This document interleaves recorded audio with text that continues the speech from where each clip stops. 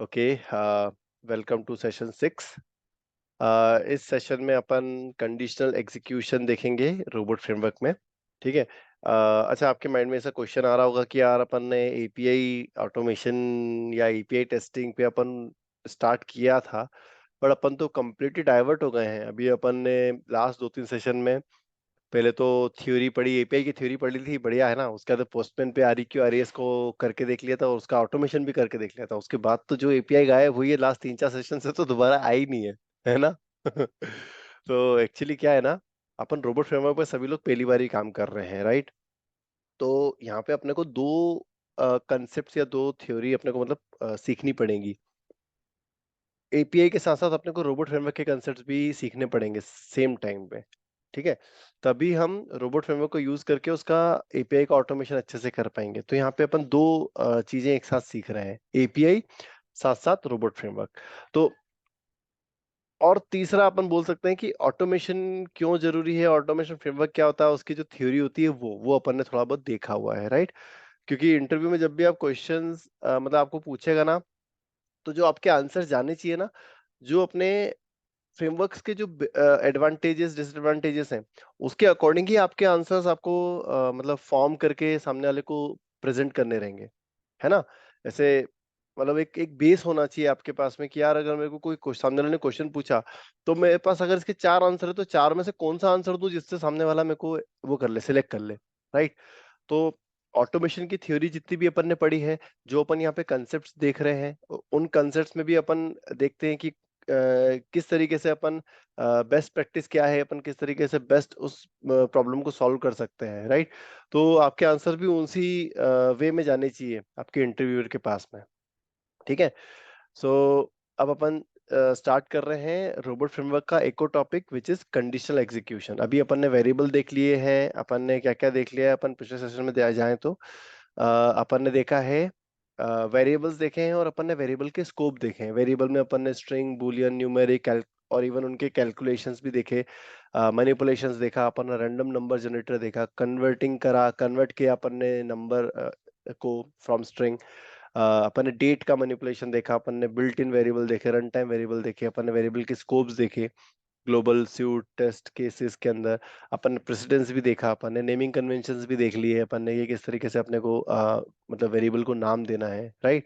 सो अब ये जो चीज है, भले आपको छोटी सी लग रही होगी कि यार इसका क्या ही सेंस है, बट जब इंटरव्यू में आप सामने वाले को आंसर दोगे तो ये जाना चाहिए। प्रेसिडेंस वाली चीज और ये नेमिंग कन्वेंशन जो है आपके आंसर्स में होने चाहिए। अगर नहीं हुए ना, सामने वाले को वो जज कर लेगा कि यार इसने भले इसको सिर्फ पता है, इसने सिर्फ पढ़ा है, बट इसको आती नहीं है चीजें, करा नहीं है कभी इसने काम। ठीक है। अब आज अपन देख रहे हैं कंडीशनल एग्जीक्यूशन। सो क्या होता है ना, अ, जब भी आप किसी भी तरह की प्रोग्रामिंग करते हो या किसी भी प्रकार की टेस्टिंग करते हो आप, है ना, जो भी एप्लीकेशन आप चेक कर रहे हो, उसमें बहुत सारे बिजनेस लॉजिक्स होते हैं, बिजनेस कंडीशंस होती हैं, है राइट, बिजनेस फ्लोज होते हैं।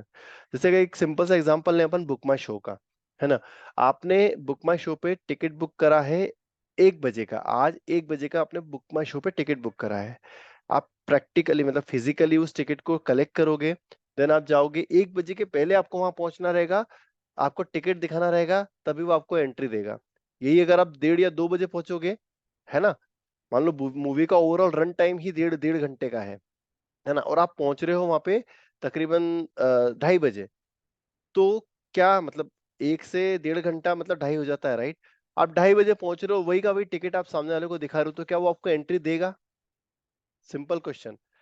एक मूवी है, आपके पास टिकट है एक मूवी का जो कि आज 1 बजे चालू हो रही है, वो मूवी 1.5 घंटे की है, मतलब 2:30 बजे खत्म हो जाएगी, है ना। मतलब अब यार पता नहीं सही बोल रहा हूँ गलत बोल रहा हूँ, टाइम के हिसाब से 2 घंटे की मूवी ले लेते हैं अपन, तो 1, 2, 3 बजे वो खत्म हो जाएगी, और आप 3 बजे पहुंच रहे हो आपका टिकट लेके, आपका टिकट वैलिड है ना, 3 बजे पहुंच रहे हो, तो क्या आपको थिएटर एंट्री देगा अपने अंदर, मतलब उसका जो वो है हॉल, उसमें एंट्री मिलेगी क्या? नहीं।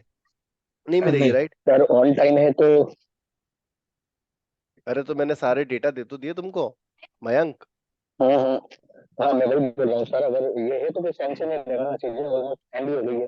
राइट, एंड हो इंटरव्यू गई है। सर। तो ये सब चीजें आपने एज अ मैनुअल क्यूए आपने खुद से सोच लिया, है ना, कि यार मूवी 2 घंटे की है, अब वो 2 घंटे बाद तुम पहुंच रहे हो, तुम्हारा टिकट भले ही वैलिड है, बट वो थोड़ा ना थिएटर तुमको एंट्री देगा, राइट? वहां उस केस में जो करेक्ट। कंडीशन सेटिस्फाई नहीं हो रही है तो आपको वहां पे एंट्री नहीं मिलेगी, भले ही आपके पास वैलिड टिकट था फिर भी, है ना? राइट? तो इस तरीके से बहुत सारी कंडीशंस होती हैं, जैसे सामने वाले व्यक्ति को 1 बजे से पहले चलो ये तो हो गई मूवी थिएटर की, चलो उसमें अगर आप 15 मिनट लेट भी पहुंचे तो वो आपको एंट्री दे देता है। अगर यही मैं फ्लाइट की बात करूं, या बस की बात करूं या ट्रेन की बात करूं, मान लो फ्लाइट फ्लाइट का सबसे अच्छा रूल, मतलब रूल सिस्टम बहुत बढ़िया होता है फ्लाइट में। एयरपोर्ट पे आपको अगर फ्लाइट आपकी 1 बजे उड़ रही है तो आपको तकरीबन तकरीबन सबसे बारह सही बजे एग्जांपल इसका ये है हाँ कि बताओ। आपने एक बस का टिकट बुक किया, उसमें कंडीशंस रहती है कि हम्म। आपने 4 घंटे पहले बुक किया तो इतने परसेंट कटेगा, जैसी टाइम ओवर हुआ हम्म। टिकट उसका एक्सेप्ट नहीं होगा, मतलब रिटर्न नहीं मिलेगा फिर। अच्छा, वो कैंसिलेशन का बोल रहे हो ना तुम? हाँ हाँ, बढ़िया बढ़िया, वो भी एक राइट, बहुत बढ़िया कैंसिलेशन। एग्जांपल है, कैंसिलेशन का भी बहुत बढ़िया एग्जांपल है। अभी भी जैसे मैं फ्लाइट वाले पे था, मैं फ्लाइट में भी क्या रहता है ना, आपको अगर वहां पे 1 बजे की फ्लाइट है तो आपको वहां पे 1 घंटे पहले पहुंचना, तो 1 घंटे पहले ही पहुंचना है। अगर 1 घंटे से भी नहीं, मतलब भले आपकी फ्लाइट नहीं उड़ी, बट फिर भी अगर आप 1 घंटे के पहले नहीं पहुंचे तो आपको वहां पे चेक इन भी नहीं करने देंगे, है ना? राइट? सो ये सब है ना, एक रूल्स होते हैं, बिजनेस रूल्स होते हैं। तो इन बिजनेस रूल्स को आपको टेस्ट करने के लिए आपको देखो, मेंटली तो आप कर लोगे कि भैया ये सिंपल से सामने वाले ने लिखा है कि सामने वाले ने अपने को बोल दिया है कि अगर ये चीज सेटिस्फाई हो रही तो उसको जाने दो, अगर नहीं सेटिस्फाई हो रही तो रोक दो, और उसको रीजन बता दो कि भैया इस रीजन की वजह से हम आपको रोक रहे हैं, है ना? इसी चीज को अगर प्रोग्रामिंग में करना है आपको, तो तब आपको ये कंडीशनल एग्जीक्यूशन आपको यूज करना पड़ेगा। ठीक है? ठीक है। अभी इसमें अपने को किसी को कोई डाउट है क्या? और जो विजय ने भी कैंसलेशन का जो भी एग्जांपल लिया ना, अपन उसको काइंड ऑफ अपन ऑटोमेट करके देखेंगे अभी अपन, इस कंडीशन बहुत अच्छा एग्जांपल है, इसको अपन करेंगे। विजय, मैन्युअली तुम मुझे इस टेस्ट केस को स्टेप बाय स्टेप लिख के दे सकते हो क्या? हाँ, दे सकता हूँ। हाँ, विद डेटा भी देना मुझे, है ना? डेटा भी बहुत जरूरी, नहीं तो फिर अपन क्या है, मतलब हवा में बात नहीं करना चाहते हैं, डेटा भी देना तुम मुझे। मीनवाइल लिखना चालू कर दो तुम अपने जूम की चैट पे ही। ठीक है, बहुत बढ़िया। अब देखो, कंडीशंस हम कैसे चेक करते हैं? हम इस तरीके से चेक करते हैं, ये सिंबल्स होते हैं, ये इसको ग्रेटर देन सिंबल बोलते हैं, इसको greater than equal to symbol बोलते हैं। मैं थोड़ा सा स्लाइड शो ऑन कर देता हूँ ताकि बड़ा सा दिखे। ठीक है? ये आपका ग्रेटर देन सिंबल है, ये आपका greater than equal to symbol है, ये आपका लेस देन सिंबल है, ये लेस देन इक्वल टू है, ये डबल इक्वल है, और ये है नॉट इक्वल। ठीक है? तो ये सिंबल आपको हेल्प करते हैं टू चेक द कंडीशन। ठीक है? जैसे मान लो, अब अपन एक काम करते हैं क्विकली, अपन अपने जो आरएफ ट्रेनिंग वाला प्रोजेक्ट है उसके अंदर जाते हैं। क्या यहीं पे नोट बना लेते हैं, अच्छा रहेगा, नोटपैड में बनाओ फिर यहाँ डालो, तो टाइम वेस्ट होता है। एक नया फोल्डर बनाता हूं मैं यहाँ पे, इस डायरेक्टरी का नाम क्या देता हूं मैं? कंडीशनल। ठीक है? कंडीशनल कंडीशंस देता हूं। ठीक है? अब इसके अंदर मैं क्या करता हूं, एक नया अपना एक फाइल बना रहा हूं मैं। इस फाइल को नाम क्या देता हूं मैं? Conditions demo suit, because it's a suit dot robot. ठीक है? ये मेरी फाइल क्रिएट हो गई है। मैं इसको छोड़ के बाकी सारी फाइल बंद करना है मुझे, तो उसके लिए बहुत अच्छा शॉर्टकट है, अल्ट दबा के इस एक्स पे क्लिक करो, सारी फाइल बंद हो जाएगी इसको छोड़ के। ठीक है? सो मैंने अभी सिर्फ एक ही फाइल ओपन कर रखी है, so that nobody gets confused. यहाँ पे क्या करता हूँ मैं? एक टेस्ट केस का सिंबल बना लेता हूँ, मतलब एक सेक्शन बना लेता हूँ। ठीक है? अब इसके इस सेक्शन के बाद में मैं जो भी लिखूंगा, वो सब सारे ही सब कुछ टेस्ट केस ही कहलाए जाएंगे। ठीक है? मेरे को अगर मल्टीपल टेस्ट केस लिखने हैं तो इसी सेक्शन के अंदर मैं मल्टीपल टेस्ट केस लिख सकता हूँ। ठीक है? अब फर्स्ट मेरा टेस्ट केस क्या है यहाँ पे, मैं आपको एक्सप्लेन करना चाहता हूँ कि कंडीशंस क्या होती हैं, है ना? कंडीशंस एक्सप्लेनेशन, ये मेरा पहला टेस्ट केस है, समझ लो। टीसी लिख देता हूँ इसके आगे। ठीक है? अब मेरे को एक यहाँ पे देखो, ये मेरा टेस्ट केस स्टार्ट हो गया है। अब मुझे इसके अंदर जो भी देने हैं स्टेप्स, जो भी लिखनी है मुझे, यहाँ पे एक टैब देना पड़ेगा, then I can write the steps. ठीक है? सो अब मुझे यहाँ पे आपको एक्सप्लेन करना है कि यार ये जो कंडीशंस होती हैं अपने पास में, greater greater equal to, less than equal to, double equal और नॉट इक्वल, इसका मतलब क्या होता है, राइट? एक कमेंट डाल रहा हूं मैं यहाँ पे। ठीक है? अपन पहले ये वाला सिंबल डिस्कस करते हैं, ये वाला, विच इज दिस। ठीक है? ये सिंबल दिख रहा है सभी को, ग्रेटर वाला? ठीक है? इसका एक एग्जाम्पल के तहत, मतलब एग्जाम्पल के साथ में इसको एक्सप्लेन करता हूँ। आपको वोट का अधिकार होता है, राइट? आप वोट डाल सकते हो, है ना? वोट, हु कैन वोट, बताओ मुझे। अरे विजय, ये क्या भयंकर चीज डाल दी तुमने यार। 18 एक सिंपल 18 ईयर सा। प्लस। 18 above। अरे मेरे को इतने सारे टेस्ट केस नहीं चाहिए, एक सिंपल सा टेस्ट केस चाहिए मेरे दादा। ठीक है, उसको देखते हैं ठीक मैं। है, हाँ कोई दिक्कत नहीं, चलो अब इसमें से 18 अपन प्लस। छाट लेंगे। हाँ हाँ राइट, इसमें से छांट लेंगे, अपन डिस्कस कर लेंगे। तो एक 18 प्लस का व्यक्ति होगा तो वही वोट डाल पाएगा, राइट और रॉन्ग? तो Right. यहाँ पे 18 क्या है? 18 is the data and it's an age. सही बोल रहा हूँ गलत बोल रहा हूँ? 18 एक नंबर है Right। जो कि रिप्रेजेंट करती है एज को। तो मैंने जो वेरिएबल बनाया है, मैंने एज लिखा है यहाँ पे। अब मैं इसको सेट वेरिएबल कर रहा हूँ और यहाँ पे लिख देता हूँ 18। ठीक है, राइट,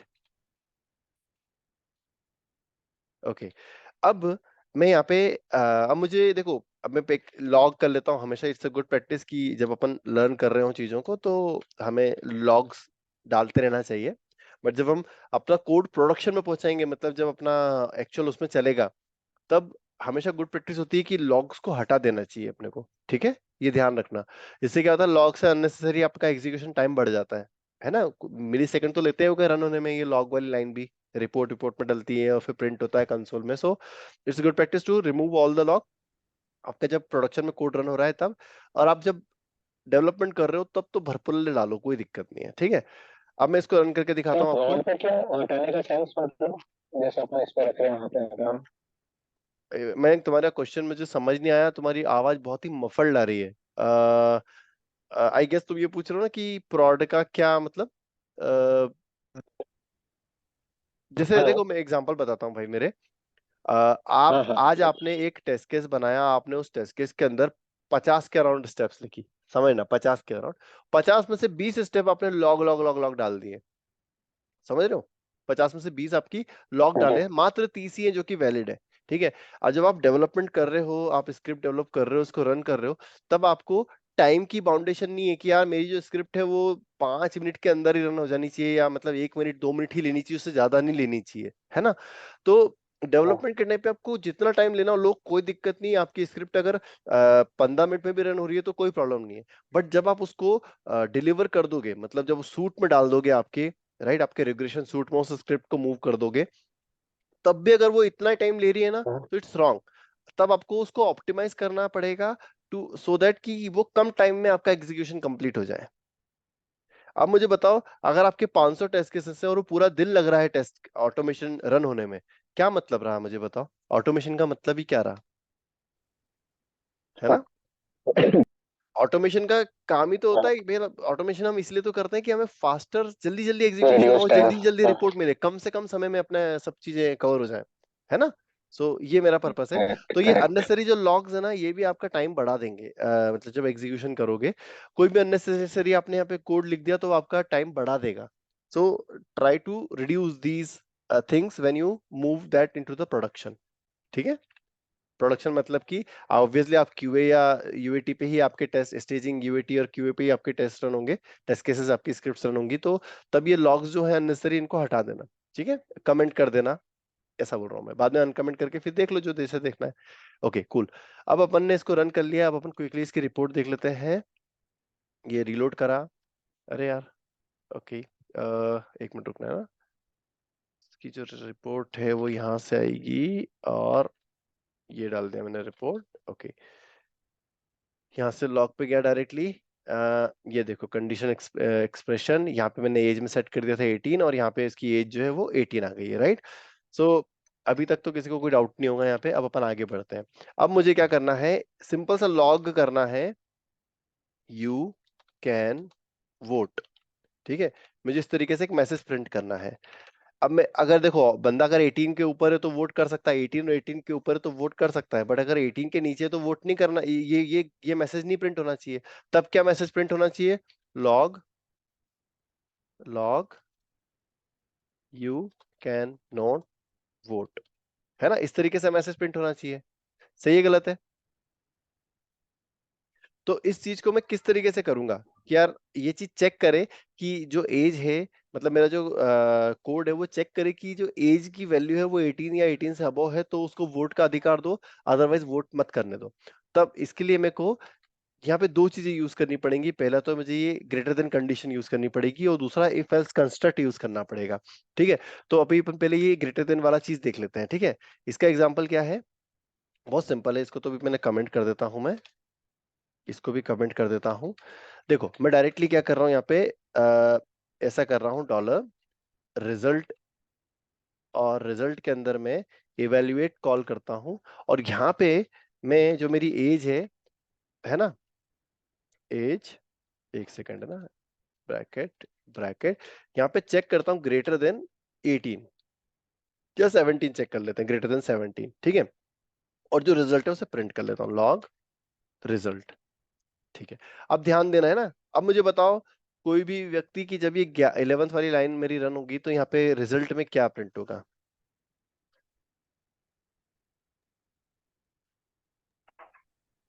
You रन can कर रहा what? हूँ।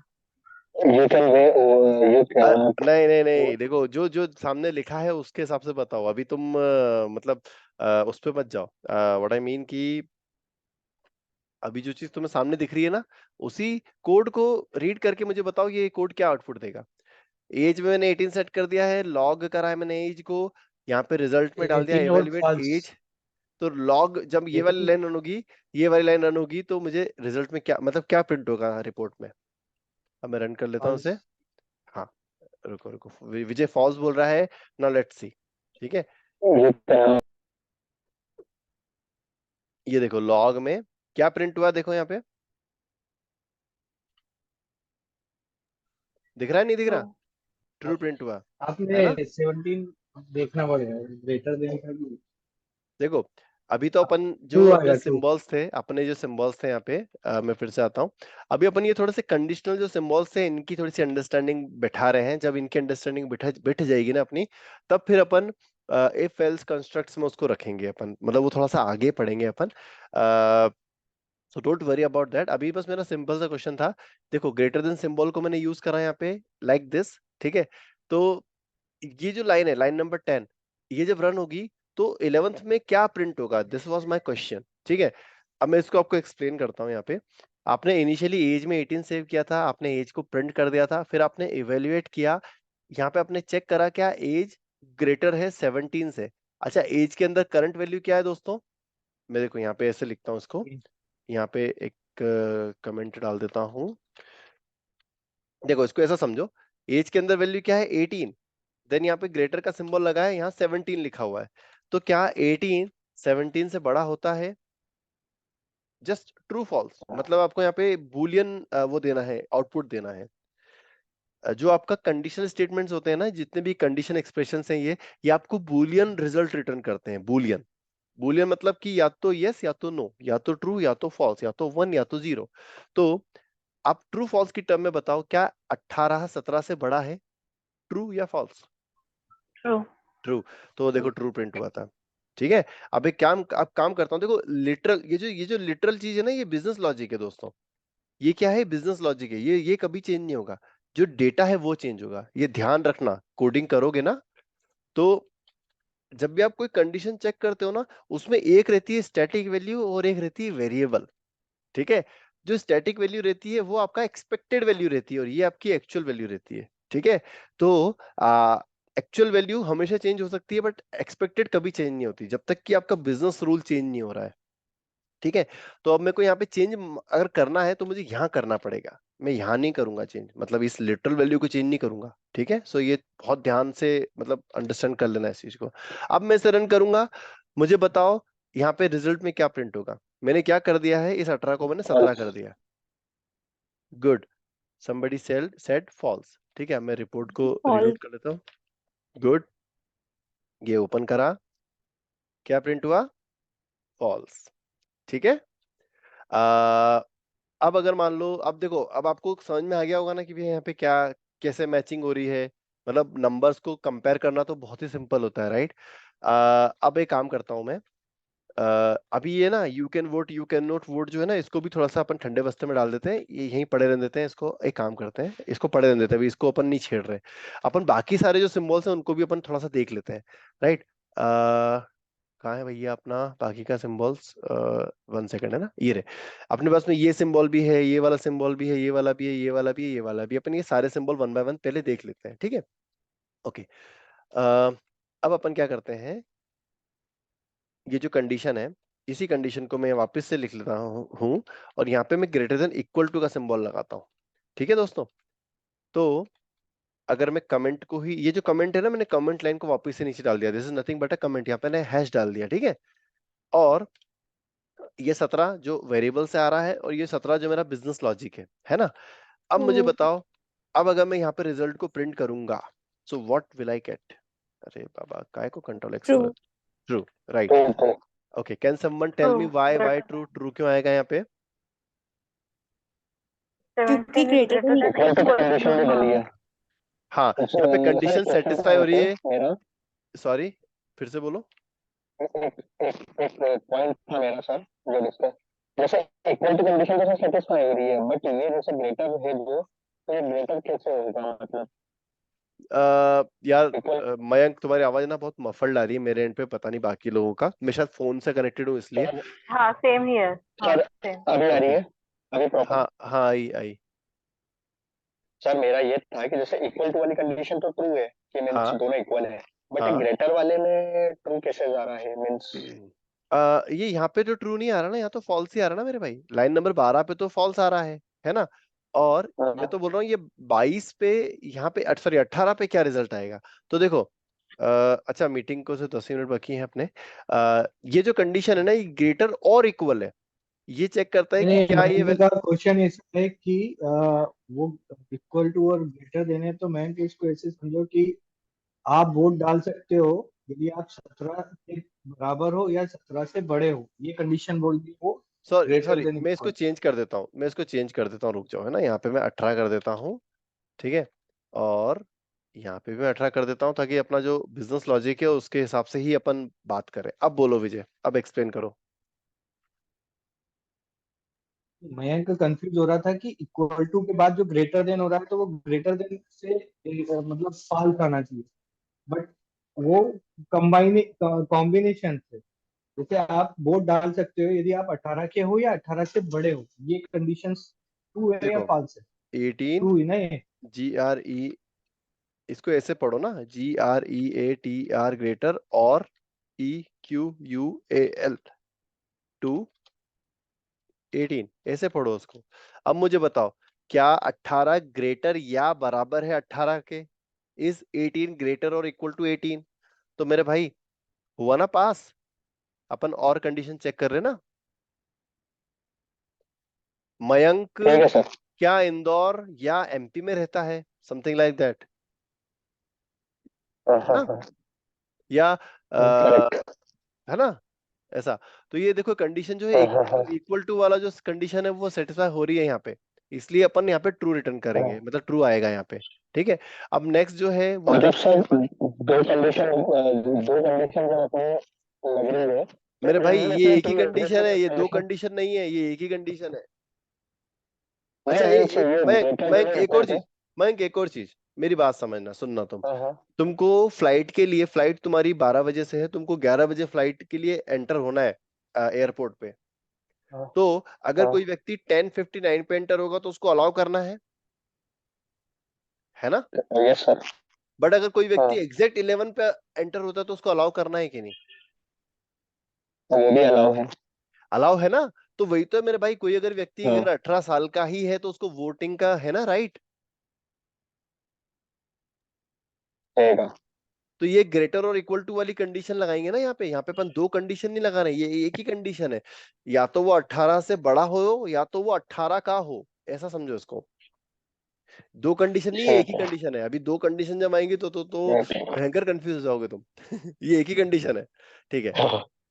अब एक ठीक है। चीज और, अपन यहाँ पे एक और चेक कर लेते हैं कि भैया जो व्यक्ति है वो लेस देन होना चाहिए, मतलब 100 के या 110 के, मान लेते हैं कि या 110 के ऊपर या 100 के ऊपर वाले व्यक्ति को वोट नहीं करने देंगे हम, है ना?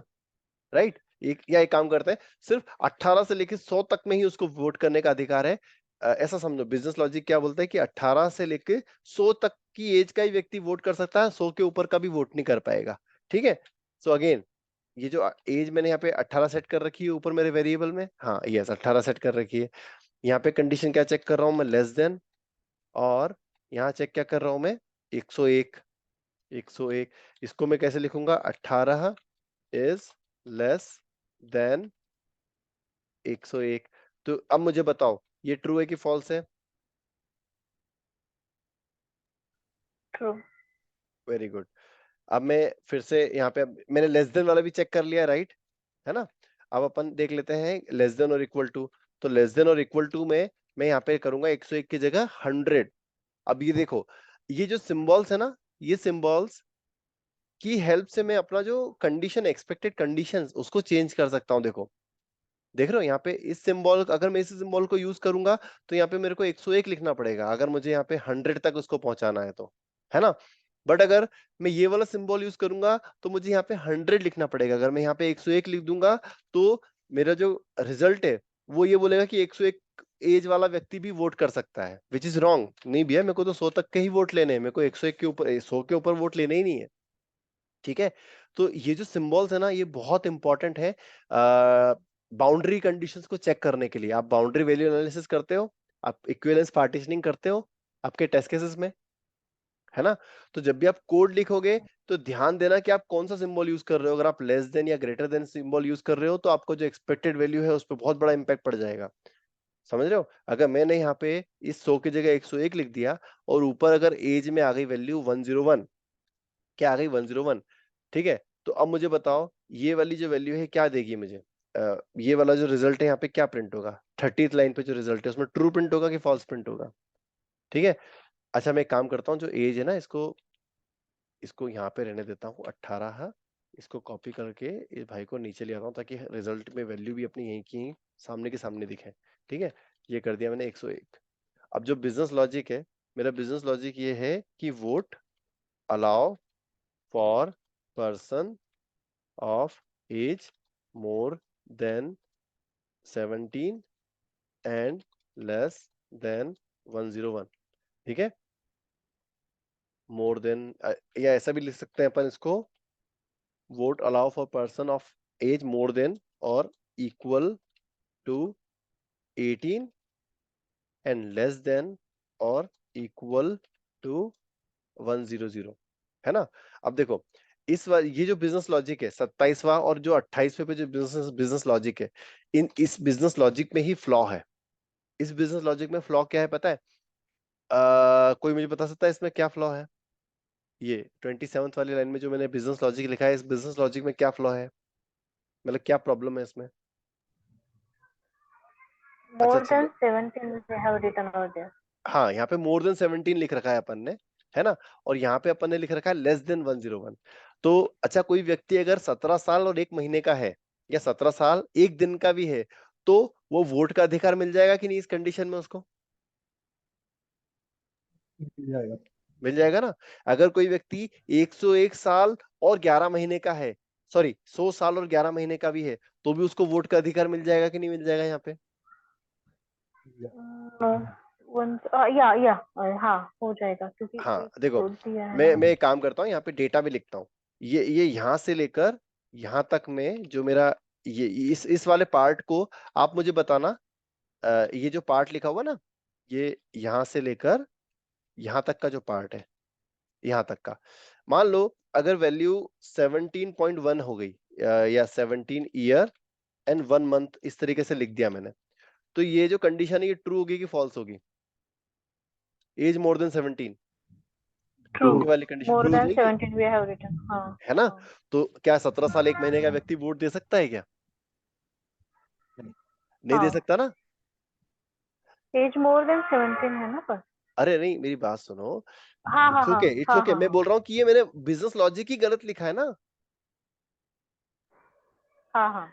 18 साल का व्यक्ति वोट दे सकता ना, 18 से बड़ा ही वोट दे सकता, तो सही बिजनेस लॉजिक हम्म। ये होगा कि ये होगा? सही बिजनेस लॉजिक कौन सा होगा, 27वां कि 29वां? 29वां।